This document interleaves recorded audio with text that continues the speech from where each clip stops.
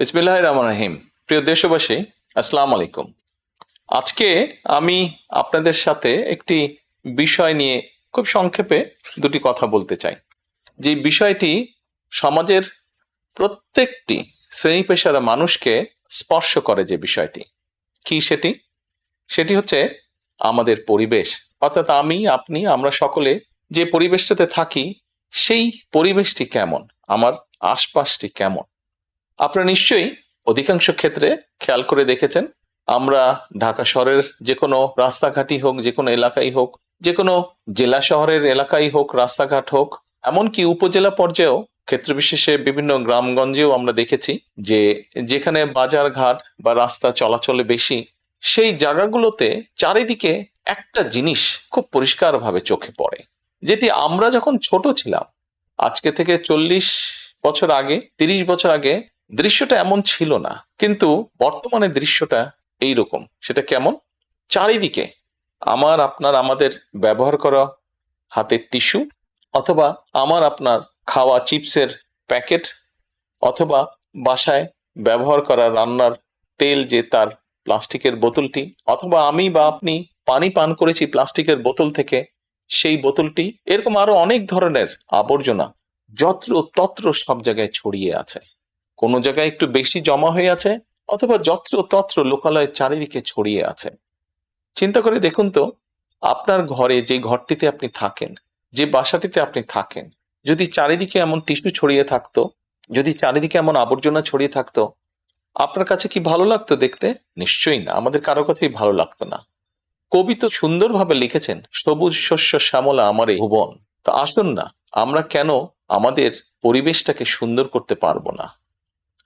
বাংলাদেশের অধিকাংশ মানুষই পায়ে হেঁটে চলে, অথবা রিকশায় যায়, অথবা বাসে চলাচল করে। এই মানুষগুলো যখন রাস্তা পার হয়, বিভিন্ন জায়গায় যখন আবর্জনা জমে থাকে, ময়লা থাকে, এই মানুষগুলোর কিন্তু অনেক কষ্ট হয়, বিভিন্ন জায়গায় অনেক দুর্গন্ধ হয় এই আবর্জনা জমে থাকে। তবে আমরা যদি সকলে মিলে একটু সচেতন হই, আমরা যদি নিজেরা সচেতন হই, যত্রতত্র যদি আমাদের ব্যবহারকৃত আবর্জনাগুলো যদি যত্রতত্র আমরা না ফেলে দিই, আমরা যদি একটি নির্দিষ্ট জায়গায় এই আবর্জনাকে জমা করি এবং নির্দিষ্ট উপায়ে যদি এটাকে পরে ধ্বংস করি, তাহলে যেমন আমাদের পরিবেশটি ভালো থাকবে, ঠিক একইভাবে আমরা আমাদের পরিবেশটাকে সুন্দরভাবে রাখতে পারবো।